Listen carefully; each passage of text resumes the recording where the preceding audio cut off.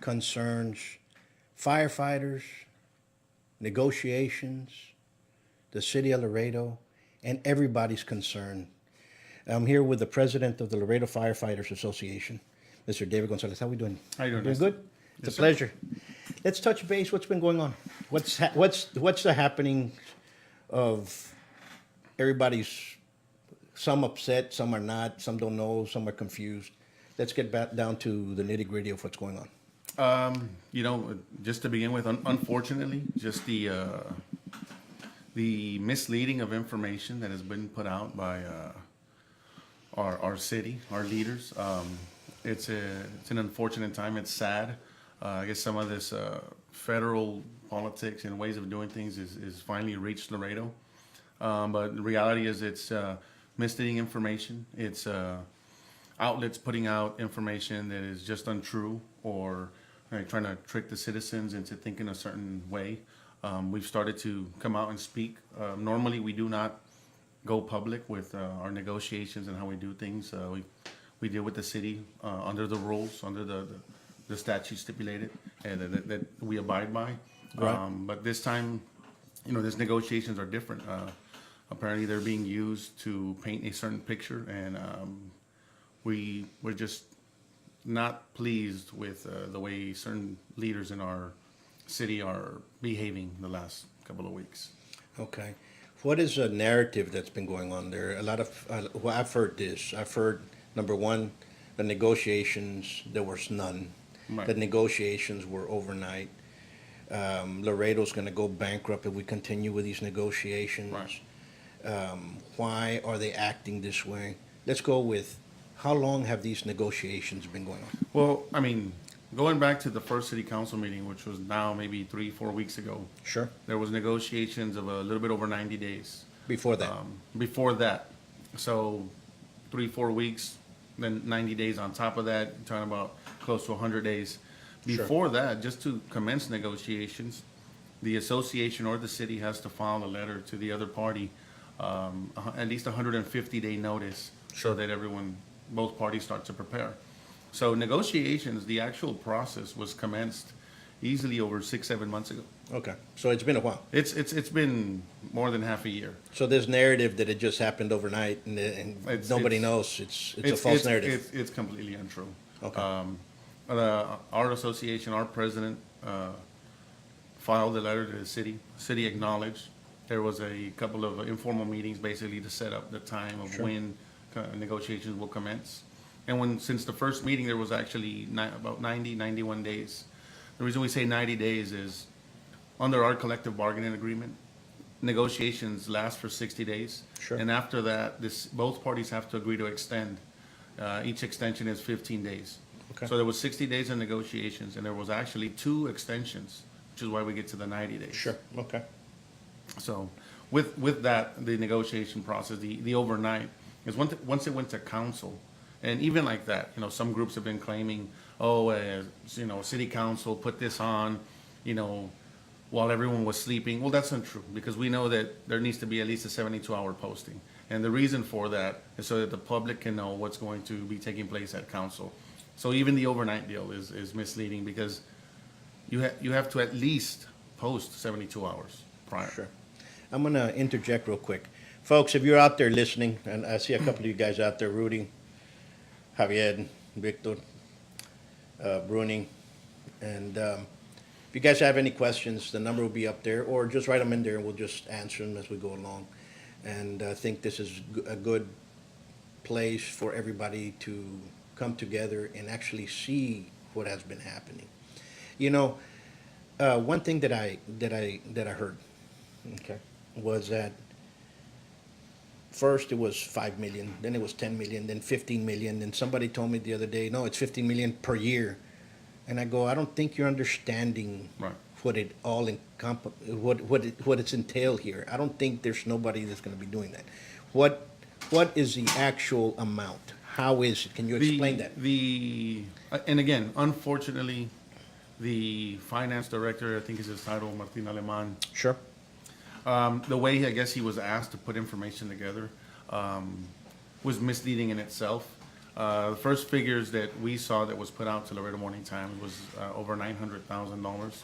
Okay. And what happened was you had this out-of-town law firm that negotiates contracts all along the Rio Grande border, in San Antonio, Austin. They have several offices, and their job is to basically suppress contracts. Their job is to cut benefits and pay out of contracts. So they kind of put everyone on the equal playing field. So there's nothing that you can negotiate, because no one else will have anything much better than you have. Is this a mandated law firm, or is this something that the city asked for, or is it something that the association asked for? How did this law firm come of age? Because we have, we have 1, 2, 3, 4, and the city attorneys. Right. How come they're not dealing with this negotiation? See, and that's the amazing part that hasn't been mentioned. This law firm is going to end up being paid out close to $100,000. For sure.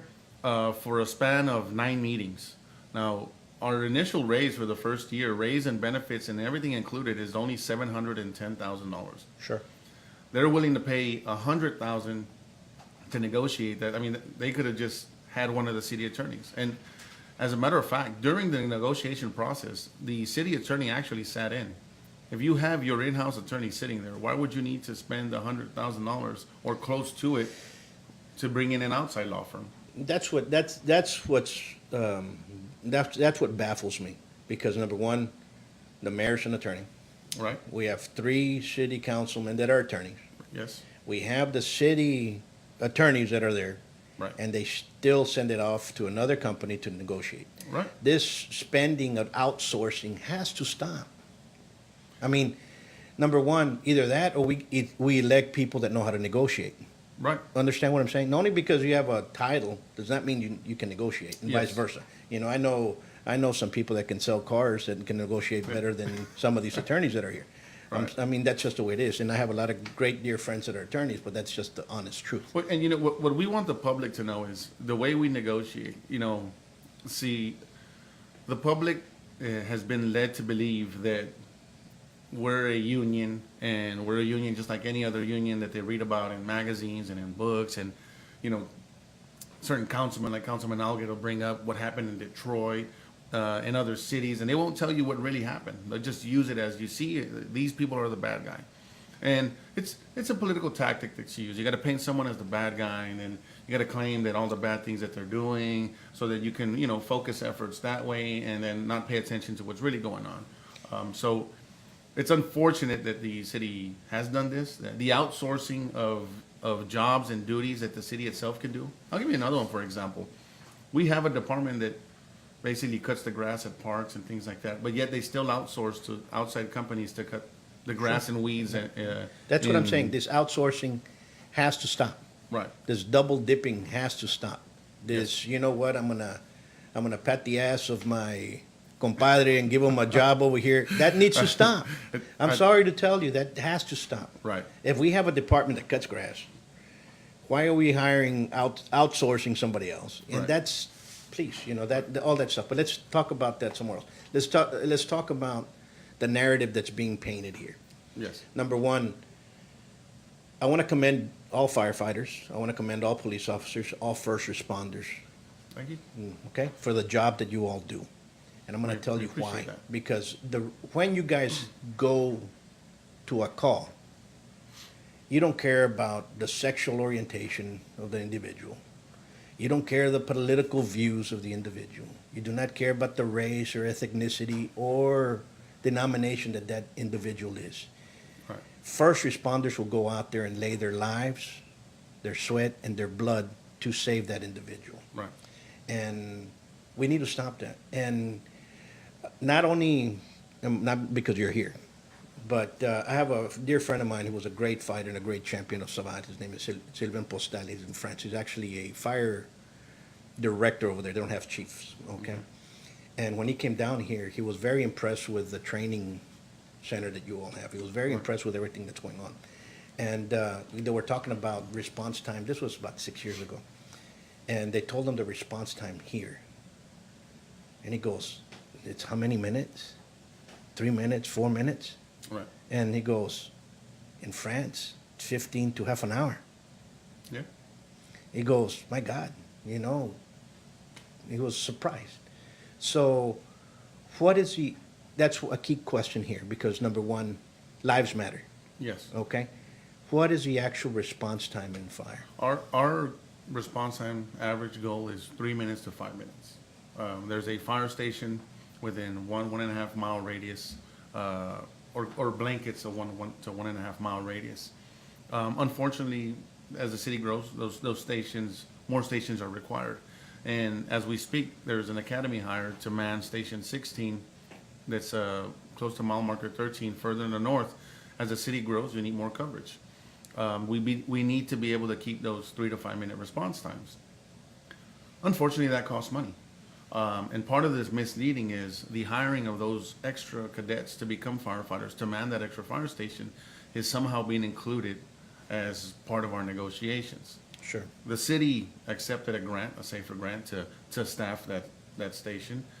They knew that was going to be a cost to the budget, and what ends up happening is they want to include it into what is the proposed cost of this contract. And that's why you'll see even the numbers that came out on the Radio Morning Times, they're kind of funny, that the percentages go up a little bit, but yet the amount goes up to a certain amount and then it decreases. So just anyone that can just look at something can tell that the math is all wrong. Sure. When we get back to the response times, our department and prior councils, prior city managers have always wanted to keep that response time. One of the basic functions of a city is to provide those basic needs that people need: police, fire, water, clean drinking water, so that we are not in a third world country, so that we're not, just letting our citizens deal for themselves. It's part of being a society. People Sure. come and want to be a part of a society because they liked paved roads. They liked having food at a grocery store at their disposal. They like opening the faucet and having water come out so that they can take either bathe or shower. So it's part of one of those core functions that a city should be providing. Right? No, you're absolutely correct. There's a question here from Mr. Mendoza. And he says, can the firefighters provide the numbers so we can understand both sides? As far as the raises, yes.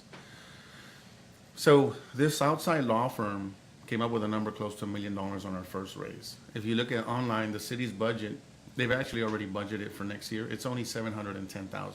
I know that's a big number, but you need to remember that we're 413 firemen. A small portion of a pension contribution goes to there, or is coming from that amount. Sure. The actual raise is only about $630,000. It's about maybe, I want to say $20 take home per firefighter. Insurance costs keep going up. Sure. And our job as an association is to go and offset some of these costs. It's unfortunate that there's other outside factors that contribute to insurance costs, but with that being said, in total, it's 710,000. The second year, it's 1.1 million. The city is saying I've heard 2.1 all the way to 3.1 million. What they're adding on there is 25 firemen that were hired to staff a new fire station. That's needed because the city is growing. We didn't negotiate for 25 firemen for a new station.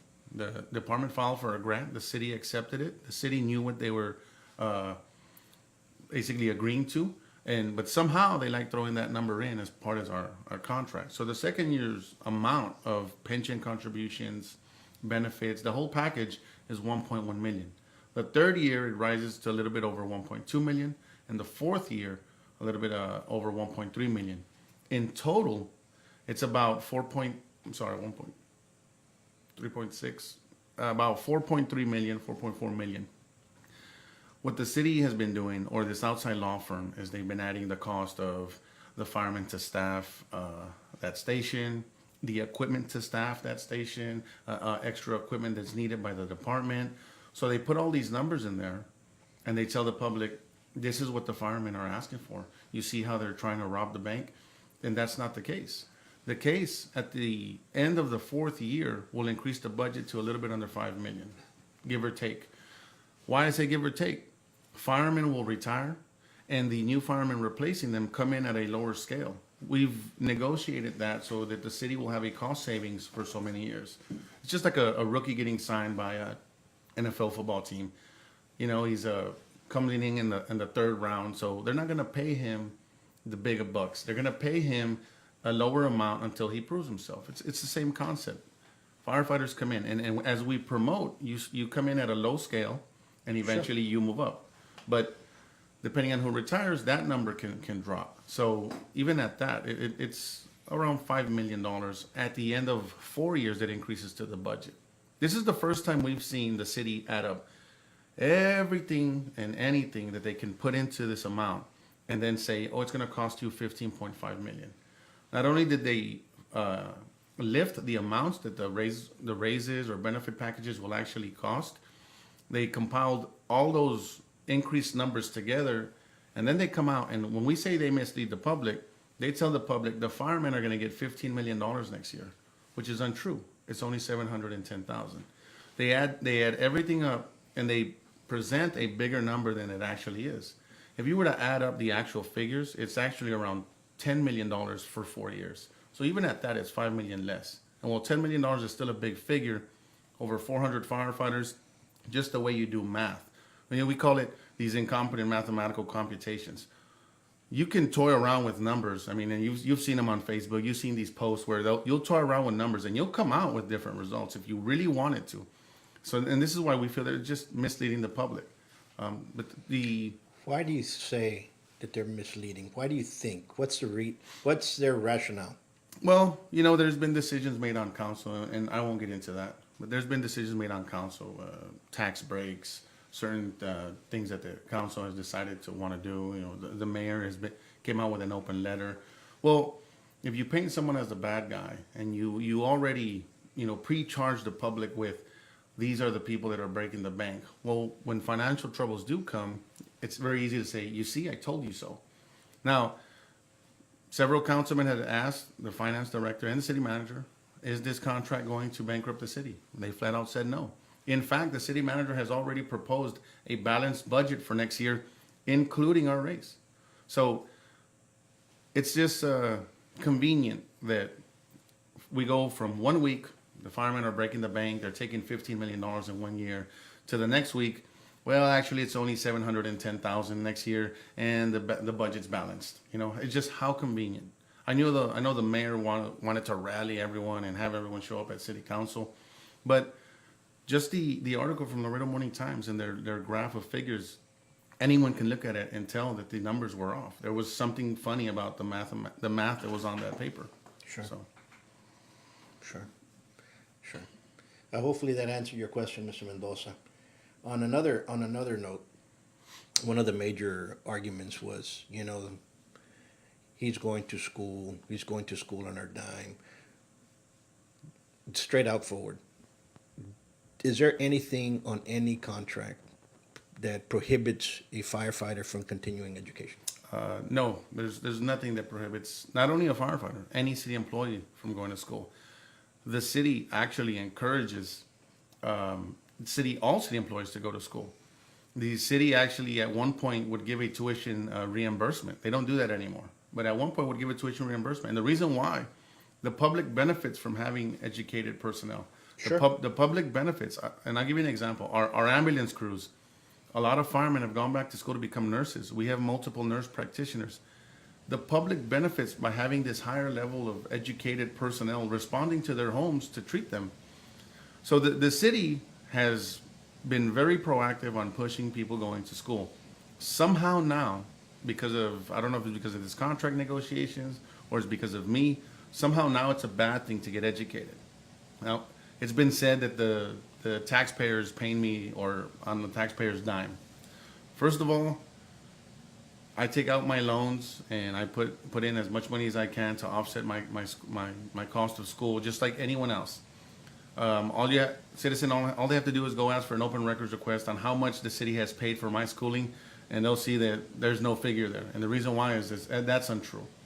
The other part about going to school, I don't go to school while I'm at work. I have an allotment of vacation days.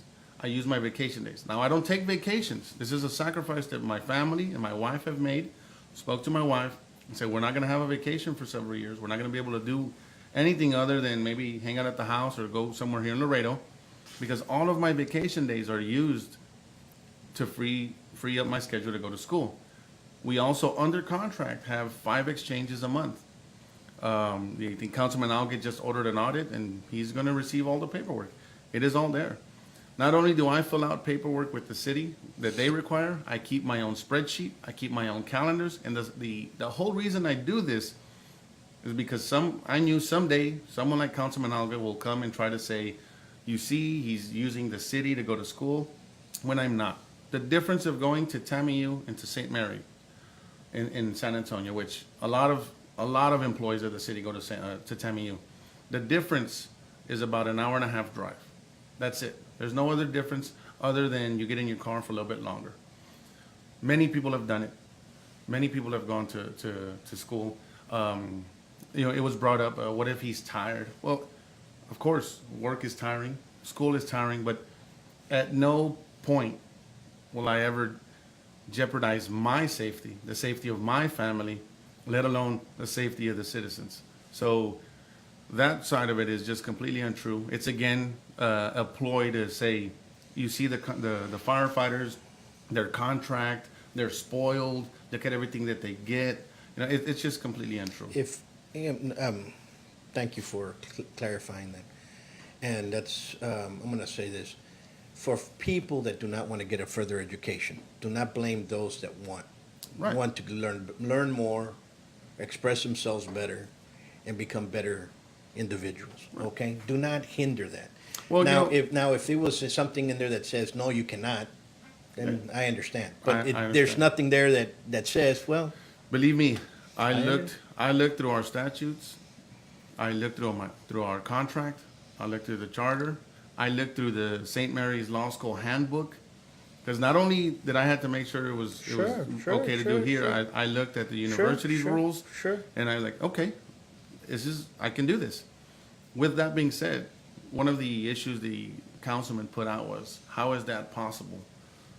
And if you work your butt off and if you want something bad enough, you can do it. You don't have to do something wrong to be able to do this.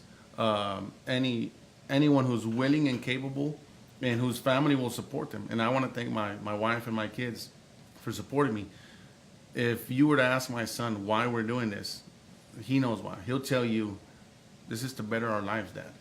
And I'm trying to teach my kids something by working hard. I told the councilman at the city council meeting, you'd be amazed what you can do by not watching TV. And that's the truth. I was watching a basketball game, and I had no idea who I think it's the New Orleans Pelicans were. I was like, who's that? Like, is this the NBA?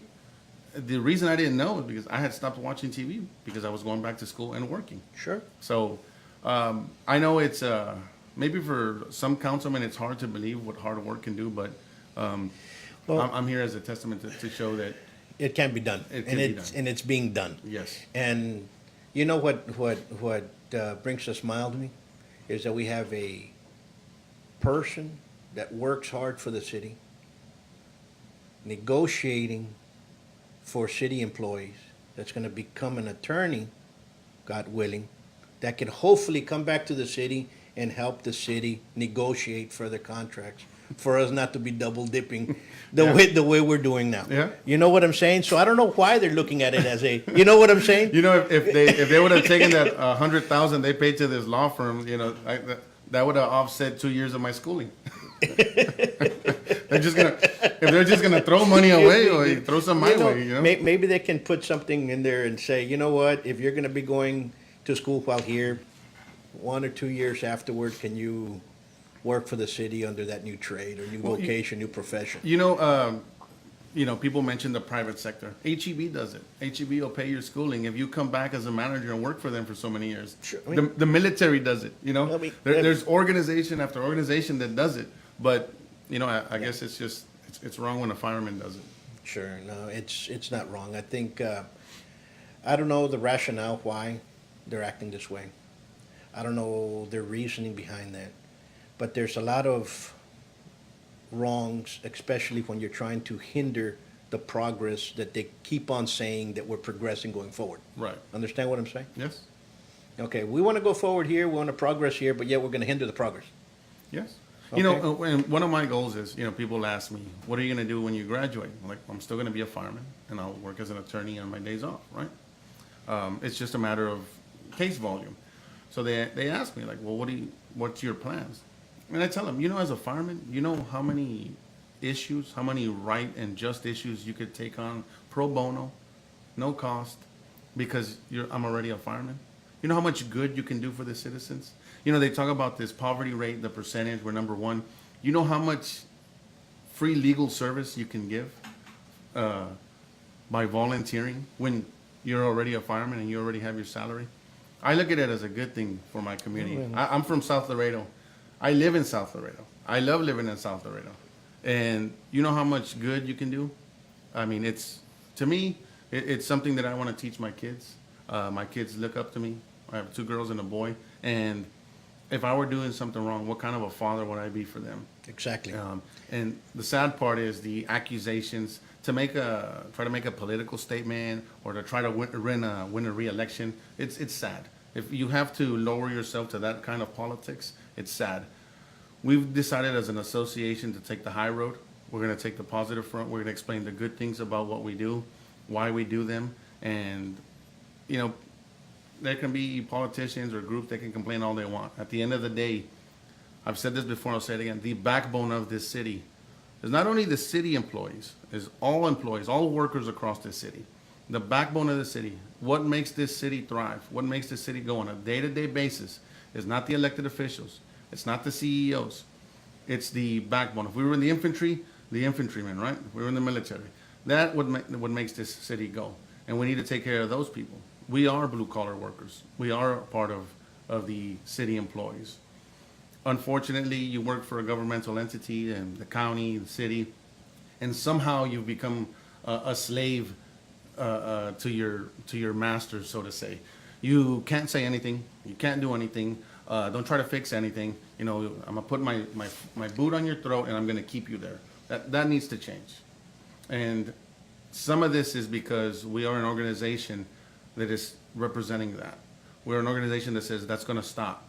And that's gonna bring some drawback, and we understand. And we're more than comfortable with handling that.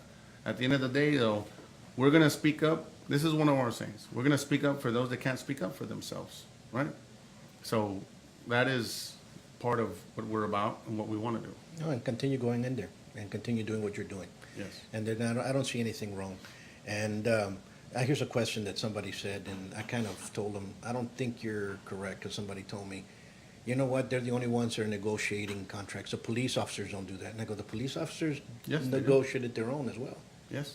You know, and when you get the amount of police officers and the amount of firemen, and those are employees of the city, you're at least 60%, 65%. My numbers might be wrong, but it's a good chunk. It's a lot over 50% of the employees of the city. Well- So of course it's going to be higher in the budget scale. Well, and that's to the naked eye, people say a regular city employee will, well, you see, they get to negotiate their contract, that's bad for me. And in reality, it's not. When a fire group or a police group asks for a raise, city manager's office, council will be, well, we gave them a raise, let's give them a raise. See, it's very easy for the mayor or council to say, let's not give fire police raises. And the reason they do that is because now they can tell the city employee, we didn't give them a raise, you don't have to get a raise. But if we get a raise, the city employees will get a raise. That's what some people don't see. Now we talk about budgets, all within the confines that there's enough money in the budget to do this, which is why the way we negotiate, we do our legwork, we study the financial situation of the city, and then we try to sit with the city manager. And we've sat down with city manager after city manager, and it's a simple question. How are we doing? And what do you think? The last contract, our city manager said, this is how much I can do each year. These are our projections. What do you guys think? Fine, we're done. Let's get out of here. What are we doing negotiating for 90 days? You say that's what's good, then fine. That same city manager came to us one time and told us, you know, the budget's kind of tight. If you forego your raises for 6 months, we'll be able to give the other city employees a raise. He's like, you know what? Let's do it. He's like, you want to take it to your members? Like, we don't have to take it to our members. We know what our members are about and how they feel about the city. So we'll forego for 6 months.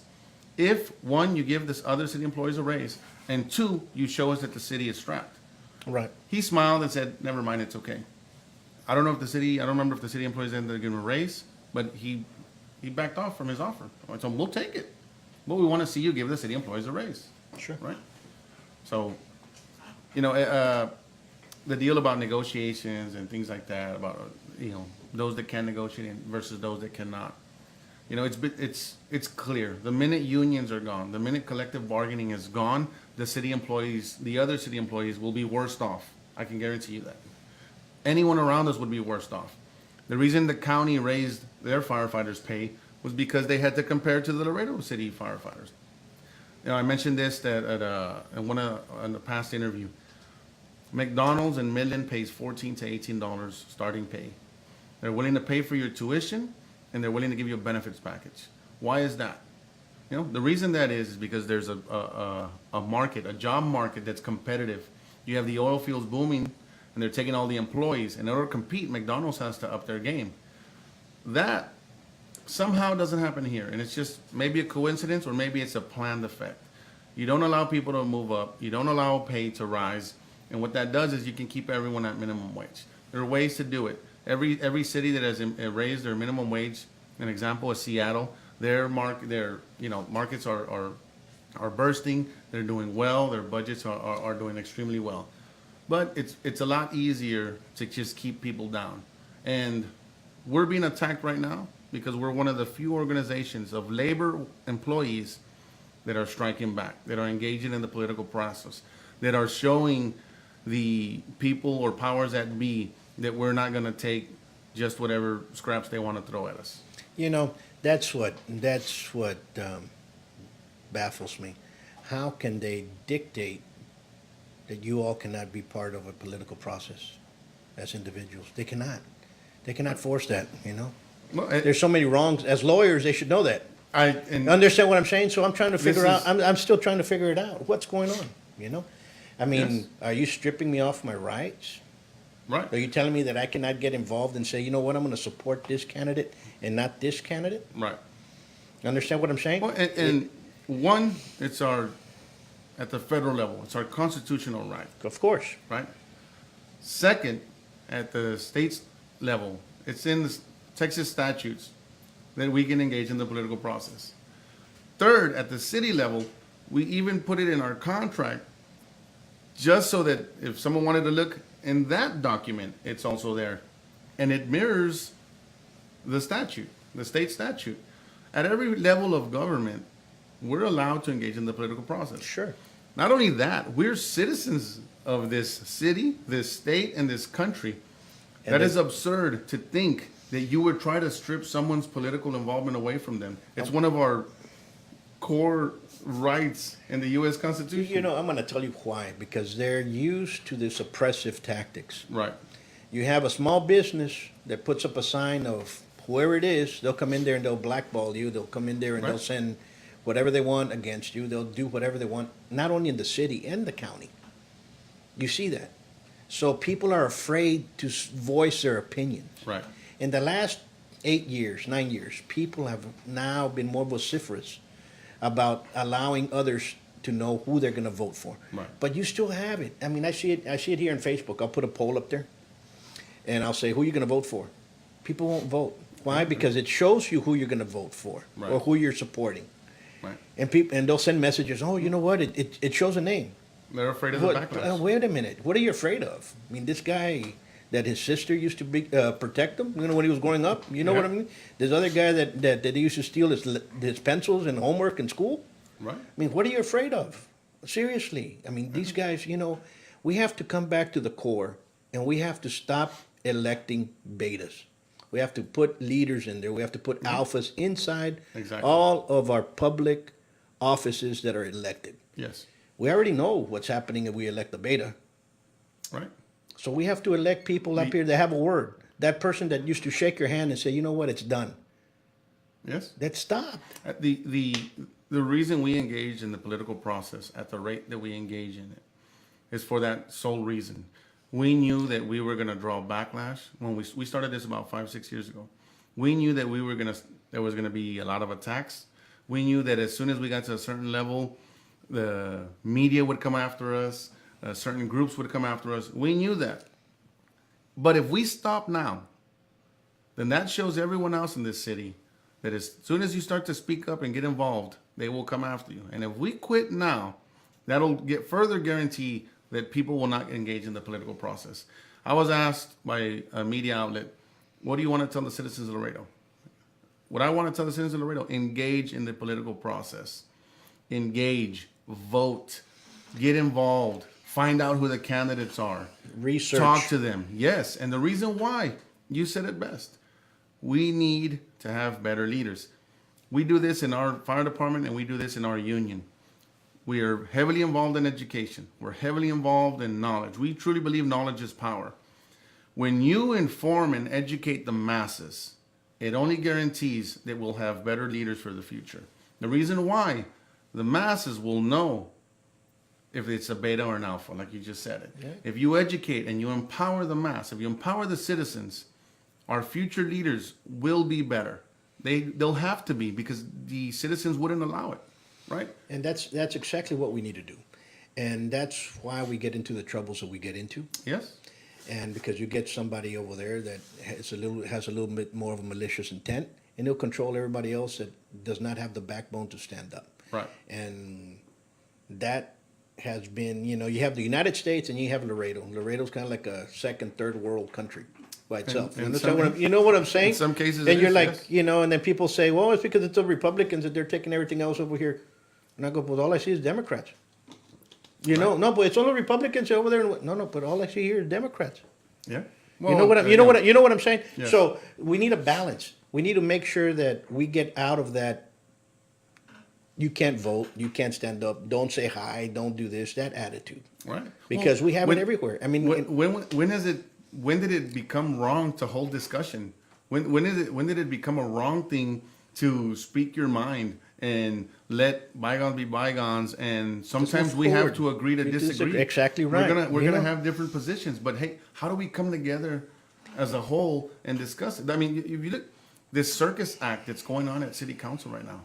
I mean, that right there shows you where's your professionalism at. You can't hold a conversation with someone and understand that they have a different viewpoint and then try to decide what needs to be done for the betterment of our citizens. I mean, it's unfortunate. I mean, I've never seen council this way. I've been involved in the political process for close to 15 years now. I've never seen this kind of circus act. And people will say, well, it's because some people are finally standing up to other people. Well, that's not true. You know, standing up to someone doesn't mean you have to go and yell at them. you can hold a conversation, you can hold your stance or your line on your issue and discuss it out. And unfortunately, that's not happening right now. Here's something that I'll bring into it. There's a lot of different departments there. Another one that holds our arteries together is the Metro, the bus drivers. Right. Do they do a collective bargaining? Do they do They have a union, they're involved. I don't know if they finalized their contract or they were negotiating. I know several months ago they were negotiating their contract. They negotiate their contracts. I mean, there's numerous. I mean, you have the Teamsters. I think UPS has a union. Post office. I mean, we're not the only union in town. The teachers have a union. It's just some have different viewpoints. Some go negotiate different things that are, unique to the job or unique to that placement. We're one that tries to negotiate for our pension system, and the reason why, we know firefighters are going to die at a younger age. I know that by working here, and I'm not making an excuse of why you should give me anything, but I understand that I will die at a younger age just because I'm a fireman. So we negotiate for our pension system because if I'm going to pass 10 years sooner than I should have passed, then I'm going to want to make sure my family's taken care of. So I'll forego certain things so that the city, instead of don't give me this, why don't you put into the pension? The reason why, I need my wife and my kids to be taken care of after I'm gone. And it's not that I'm trying to make an issue of it. It's just reality. I understand I will pass sooner, and I'm just trying to take care of my family. It's nothing other than being a realist and looking at the reality of things and what is going to take place, and I need to plan for it appropriately. good words to ponder on for people out there to understand? And what are the next steps right now? What's going on? With our association? With the contract. It is already set and clear. It's finalized. The contract has been voted on twice by council. The next step is actually after later today, I'm going to call the city. We can schedule a meeting just to finalize the fonts or the periods in the right place. Is magically any other wording accidentally make it into the contract, so that we can make sure that everything that was agreed upon is taken care of. We finalized that, and at this point, it's been voted on, and negotiations are closed. We're just gonna basically dress it up so it looks like a decent contract, and then we go to print. We print it. We hand it to our members. To the city, nothing happens until October. Just October 1st, it means that firefighters get a 1.5% raise. But at this point, the contract is to say a done deal. I still hear, that there's still some politicians that may be trying to point and look, this and that, and to play the blame game. Unfortunately, you go back and you look at it, and the city has a balanced budget for next year. A lot of people, when you say pointing, a lot of people don't know that when you point, you have three fingers pointing right back at you. Yeah, true. And that's what people need to understand. Don't point, because you got three more pointing right back at you and on your same hand. So these individuals need to realize that. What gets me is how we're still double dipping somewhere else, hiring offhand for what stuff that we could do here. There was if that's going to happen, then we should get rid of the city attorney's department. No, it's a sediment. No, and but there was a city manager in the past that I used to deal with several years ago, and he would tell me, if we take a fine-tooth comb and we comb it through the city and county, you'd be able to take out a lot of things. And I looked at him like, "What are you talking about?" And he told me, he's like, "I worked for years at the county, I worked for years at the city." If we comb through our budgets, there is a lot of unnecessary things that are in there. This is the city manager telling me this. And I laughed it off, I was like, well, you're the city manager. Are you going to do it or not? I'm just a fireman. But even the city manager admitted to us that there's a lot of things in our budgets that are unnecessary. Sure. And you're perfectly right. That is one of them. Why do you need to? That would be like hiring an outside fire department while you have a fire department operating. It's unheard of. And we bring up certain things. Attorneys, certain departments. Why are you hiring outside? You have that staff there. if you really care about, promoting jobs and lifting pay, well then, you know what? Have that department do it. Lift their pay. Add some staff to it instead of giving a contract to someone on the outside, right? No, you're absolutely correct. I mean, some contracts do exist. Right. You do need to get some specialized Right, people that right. are that are understanding and professionals at what Yes, they're doing. yes. Understand? But if I have a bunch of attorneys working for us, why do we need to go out and get another attorney firm? Exactly. Understand? And especially Who- when the city attorney is sitting in the room with the outside attorney. I've never, I mean, I've I- never understood that. The last two contracts, city attorney is sitting in the room, and they have the attorney from out of town, and we're just looking at him like, and we ask the city, how much are you paying this person? What do you ask? Like, But well, who- because you have an attorney right there.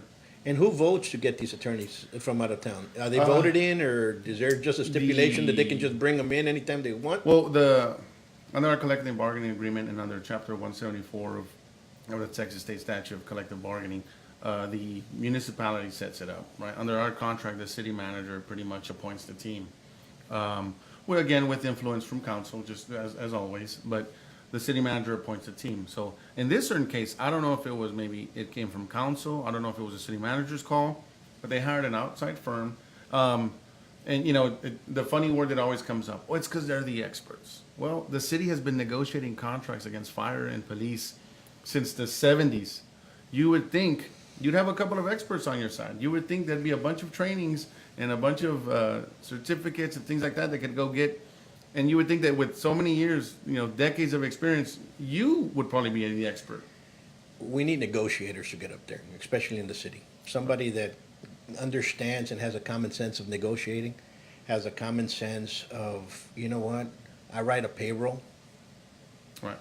I know what it is. I know what it is that for the next 3 months, my family is not gonna be spending that much because I have to pay all my employees. Right. Understand what I'm saying? Yes. So we need those type of people up there. Common sense, negotiators, and folks that have a vision. We need true Not- leaders. Well, And- no, and I said it. you. This November, don't vote for the beta. Yeah, and right now you said vision.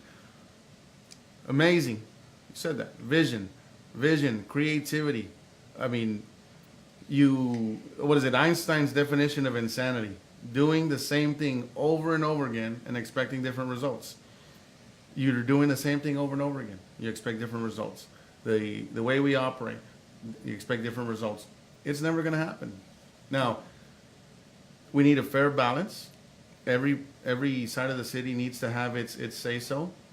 Every representative needs to come from different areas. The United States government is set up this way. You have the Senate and you have the Congress, and the reason why, Congress more of the common folk, Senate apparently supposed to be more of the educated people, and you bring everyone together and they make decisions as a whole together. And you're starting to see even at the federal level, you have this infighting and nothing can get done. And this city council is starting to look a lot like the chaos that's at the federal government. And I mean, one wonders why. I'm gonna tell you, here's what I've seen, and my opinion on that, and $1.75 can probably get you coffee at McDonald's, okay? And the federal government, everybody blames the president, and I think he's doing a hell of a job. And if people don't jump on that train, they're gonna get run over, plain and simple. But you got Congress, and you have the Senate, and you have a bunch of folks there that have been there 30, 40 years. Yeah. And have not done anything. Well, guess what happens here in the city? I'm not talking about the chief. I'm not talking about the chief of police. I'm not talking about the chiefs. I'm talking about director heads. Got guys there that have been there 20, 30, 40, 30 years. They don't leave. They've gone through city councilman after city councilman after mayor after another mayor, and they're still there, and people say, we don't progress. Why? Well, you have the same person in there. All right. You know, we have to really root plow the whole system. Yeah.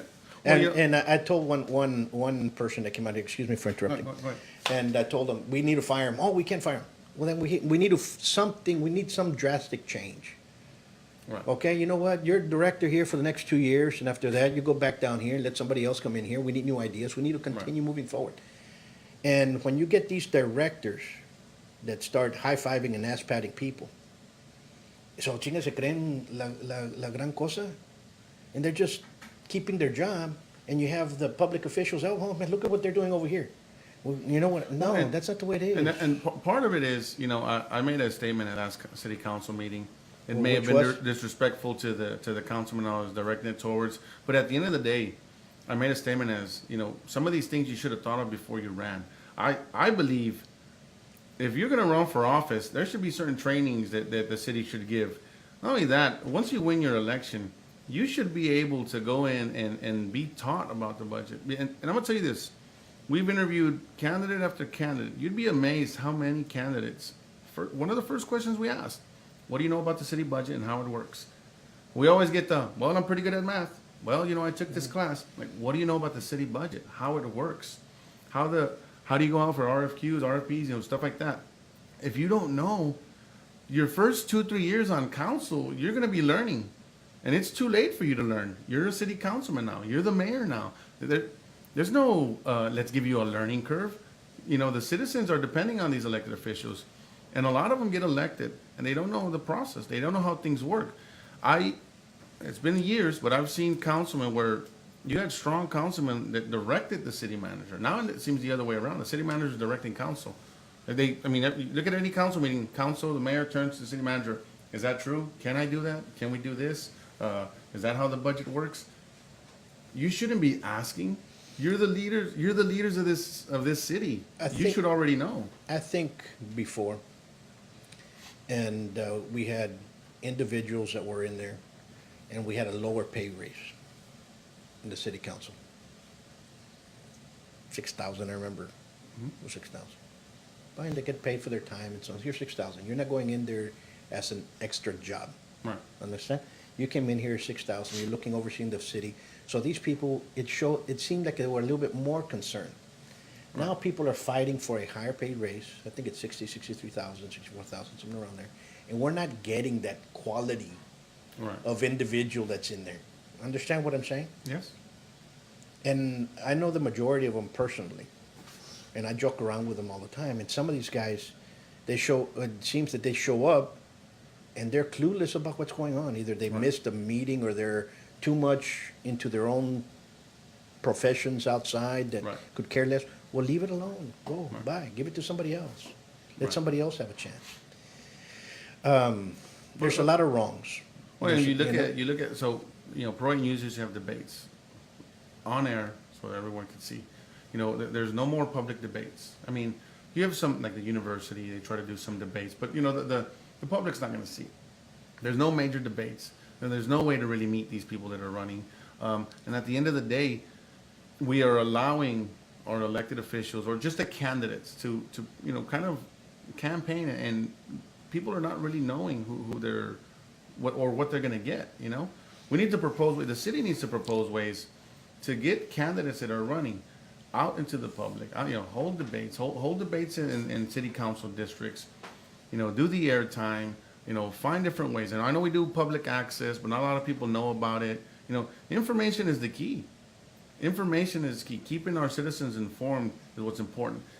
When our citizens aren't informed, misleading information like what's going on right now easily divides the city right down the half, easily puts groups against each other. And why? Because you don't know any better. If someone came in here and if I told you I'm a brain surgeon and this is how things work, you would have one or two choices. Let me believe them or not. But you would have nothing to base it on. And if I just came off like, I slept at a Holiday Inn, so I came off looking like someone that knows about brain surgery, would you buy it or not? And that's what's happening. You're absolutely correct. You're absolutely correct. We need to research our candidates that are up there. And we have 5 positions now that can become a positive change for the progress of Laredo. Right. And I hate the group of 4 and the group of 5 and the gang of 4. Well, we have more gangs than gangs of New York. And you're like, please, you know what I'm saying? Yeah. And then you have guys that go to the meetings that have nothing to do with any capacity of the city, but being a spectator. Right. Walking back, talking and telling people what to do, and nobody sits them down. You're like, you know what? You have the gavel. Clack. You're the Go chair. Go over there. You have a sergeant at arms. You know what? Clack, remove them. That's the end of the story. There's parliamentary There's no procedure. order. You know what I'm saying? And there's parliamentary procedure that should be followed. The chair should be conducting business based on those rules. Why isn't that? I mean, I've seen the mayor ask, call someone out. Are you going to speak on this issue? Like, well, did he sign up? You know how the rules work? Are you not all of a sudden, well, let's wait till so-and-so gets into the room so he can come and speak. Like, hey, you need to be there when you sign up to speak. The fact that the parliamentary procedure is not being followed is one thing. I think last year, 2 years ago, some other councilman brought up to bring in a parliamentarian. I thought it was a great idea. Maybe some people didn't know what it was about. And the parliamentarian, all he's about is being an expert in the rules so that they can basically address council and the mayor like, you know what, you're out of order. You know what, point of order, you need to say this, or you need to do this, or you know what, you've gone over the time limit. I mean, it's. But, you have it's a city unheard of attorney nowadays. that's there, that should be stepping up. Well. You have a city secretary that should be stepping up, and they're not doing, I mean, it's not, how can I see, people say, did you see city council for what? Why? Yeah. Why? I mean, I don't want to see some guy going in there and scolding everybody off from his chair, telling everybody what to do, and then Right. come out like a hero, and people go out there, oh, he has balls, and I go, really? If that's balls, then what are you talking about? Well- All our veterans that are going out there, you're against them, and this guy that's out here yelling off his chair, Right. pointing at people what to do and telling them and barking at them like, You know, you go against me, I'm going to go against you. The veterans, the city right now, or some councilmen, pro-veterans, and that's great. But the veterans before used to get a tax break, right? Sure. What happened to that? The veterans before used to get real things that were going to make differences in their lives. Let's cut a percentage off their tax rate. Sure. Let's cut a percentage off their water bill. Why? We honor our veterans. Not just I and understand. that's great. I We got to understand. recognize our yes, veterans. yes, But yes. let's do something for our veterans that In a really positive- going to matter. That's really going to make an impact on their bottom line or in their pocketbook. Now, we've kind of strayed away, but we brought out some good points. What do you foresee with all this coming forward? I foresee, well, specifically with our group, the city, With the union, with the the association? with the association, I foresee maybe a bunch of other nitpicking. We're gonna have these attacks. We're gonna address them. We're gonna stay professional, stay positive, and pretty much demonstrate to some of these politicians how business should be done. One, two, we're gonna engage in our process politically. We're going to go out and explain to the public why it's important for them to engage. Don't vote what I'm telling you. Go out, learn the issues. Research. We're going to give tools and resources to the citizens, show them how to look up candidates, how to look up their financial statements, why it's important for them to vote. And at the end of the day, every study comes back. There's always studies done. If you add more people to the pool taking place of the study, a more realistic result is basically at the end of the rainbow, so to say. So the more people that vote, you'll get a better feeling on really what the citizens want. The more people that engage in the process, you'll get a better choice of who they want to represent them. When you increase voting, when you increase numbers and involvement, and we do this in our association, we try to bring in as many people as we can, because when we go forward with something, our goal is a 90% approval rating. If we don't have 90% approval rating, we're doing something wrong. For our association moving forward, we're going to keep doing what we're doing. We're not going to let certain groups and a handful of people dictate to not only us, but the citizens of Laredo that you shouldn't engage in the process. And right now, what's trying to be done is, if I can do this to this group, then can you only imagine what I can do to you? So we have more responsibility as the Firefighters Association right now on our shoulders than some people may realize. That even we've been talking to our members, that even some of our members realize the responsibility we have during this election cycle is to not falter, to not give up, to not quit. And the reason why we engage in the political process, and the reason we do it, is to bring light to some of the issues.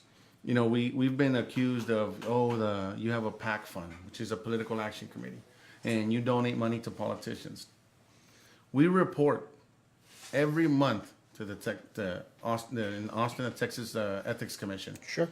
We make sure our reports are intact. We do it by the book. The reason why it looks like a lot of money is because in the past, campaigns have been run with $10,000 on the book, but $50,000 under the table. We know how much things cost. If candidate X has $10,000 in their account, but yet they're running a campaign that costs $100,000, where is the money coming from? Because even if it comes from your personal pocket, where are the other $90,000 coming from? You know, signs cost money, advertising costs money, even volunteers need to be fed, and you need water and tents and t-shirts. All that costs money. For you to tell me you can run a $60,000 campaign on $10, either you own every organization or group that makes these things, or you're taking a lot of money under the table. I wouldn't, if I were the citizen of Laredo, I wouldn't worry about the people that do and put everything on the books the way it's supposed to be legally. I would worry about the people that are putting money or cash under the table and the people that are taking that cash into their pockets. Absolutely. That's who I would worry about. Absolutely. We have a question here from Aldo Gonzalez. It's important to avoid nepotism. We have two sons of city council and city employees as firefighters, and they're voting on contracts where they're engaged. Right. Well, that was brought up, and it's a fair question. Sure. Because it does, to again the naked eye, a person that doesn't know, it looks bad. And the reason why it looks bad, especially in this town, is people are used to back day el patron system. People are used to certain governmental entities, the way they would hire, relatives or relatives of the other office holder. It didn't happen then. It still happens. It happens. In our department, though, Yep. we're a civil service department. That changes matters. It changes it a lot. It is impossible for a councilman you would have to bully and convince maybe 60, 70 people in the entire process that this is going to happen, which I find it hard. One, this has been taken all the way to the Texas Supreme Court. If you're a civil service city, it doesn't apply. They found that it's not nepotism. The second thing is the city councilman or a mayor has no ability to influence our hiring process. You have the civil service director and the department get together.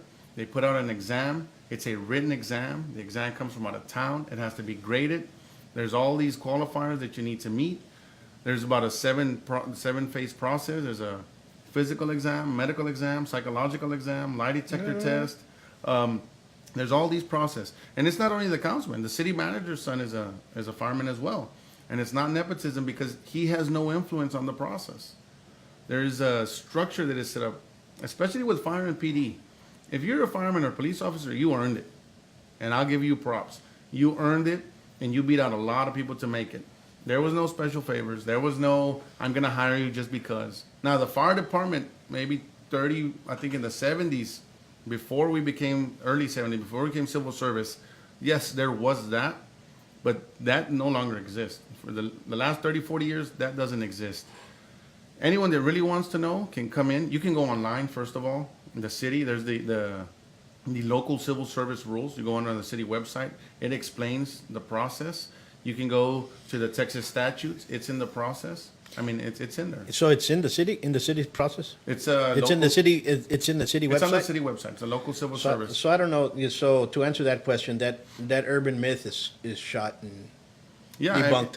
That's part of our, the listener, or if they want, I can show you exactly. You can message me, David Gonzalez on Facebook. I'll show you exactly where it's at. You can see the process in itself.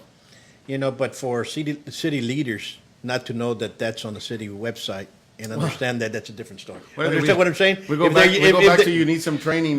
You know what I'm saying? So, but yes.